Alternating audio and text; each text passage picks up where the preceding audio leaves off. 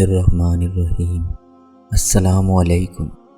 सामीन, इस वीडियो में अहादीस की रोशनी में मुलाकात के आदाब बयान किए गए हैं।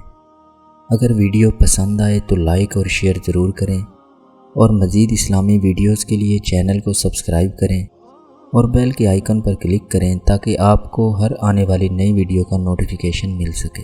मुलाकात के आदाब।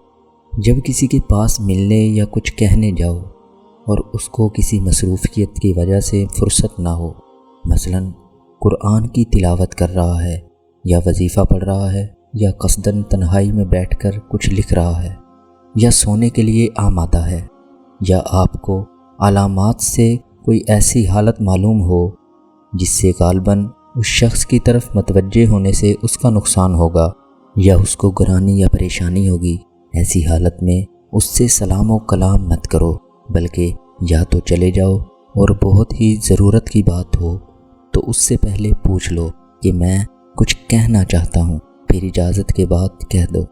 उससे तंगी नहीं होती। या फ़ुर्सत का इंतज़ार करो, जब उसको फारिग देख लो तो मिल लो। जब किसी के इंतज़ार में बैठना हो, ऐसी जगह पर या इस तरह ना बैठो कि उसको मालूम हो जाए कि तुम उसका इंतज़ार कर रहे हो। इससे खामखा उसका दिल परेशान हो जाएगा और इसकी यकसुई यानी दिल जमी में खलल आएगा, बल्कि उससे दूर और निगाह से पोशीदा होकर बैठो।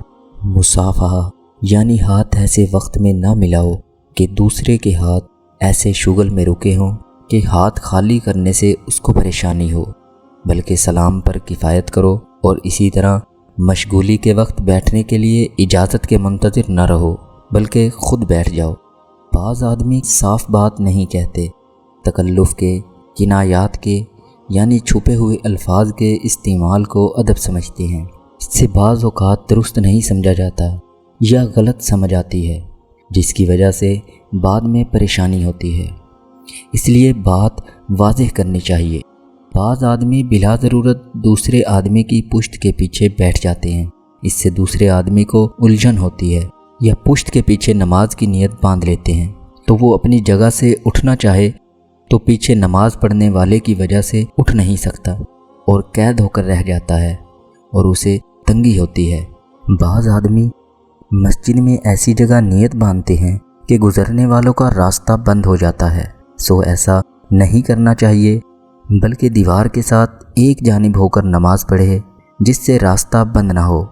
किसी के पास जाओ तो सलाम से या कलाम से या आमने सामने होकर बैठने से गर्ज किसी तरह से उसको अपने आने की खबर दो और बग़ैर इतला की आड़ में ऐसी जगह ना बैठो कि उसको तुम्हारे आने की खबर ना हो, क्योंकि शायद वो ऐसी बात करना चाहता हो जिसको तुमसे छुपाना चाहे, तो उसकी रज़ा के बग़ैर उसके राज को जानना बुरी बात है। बल्कि अगर किसी बात के वक्त ये एहतमाल हो कि बेखबरी के गुमान में वो बात हो रही हो तो फ़ौरन वहाँ से उठ जाओ। तुमको सोता समझकर ऐसी बात करने लगे तो फ़ौरन अपना बेदार होना ज़ाहिर कर दो। लेकिन अगर तुम्हारे या किसी और मुसलमान को नुकसान पहुँचाने की कोई बात हो तो उसको हर तरह से सुन लेना चाहिए ताकि नुकसान से हिफाजत मुमकिन हो।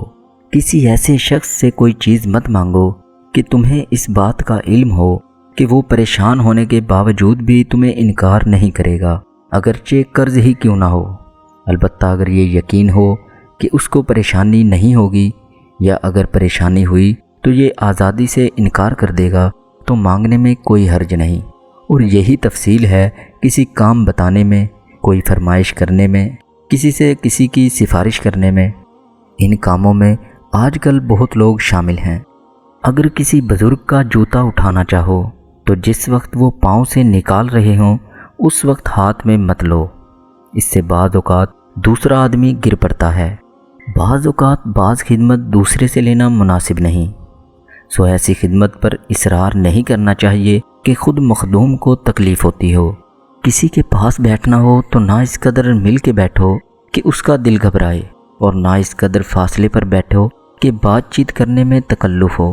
मशगूल आदमी के पास बैठकर उसको घूर घूर कर ना देखो, क्योंकि इससे उसे दिल पर बोझ मालूम होता है, बल्कि ख़ुद उसकी तरफ मतवज्जे होकर भी न बैठो। अल्लाह पाक हमें इन आदाब पर अमल की तौफीक अता फरमाए। آمین۔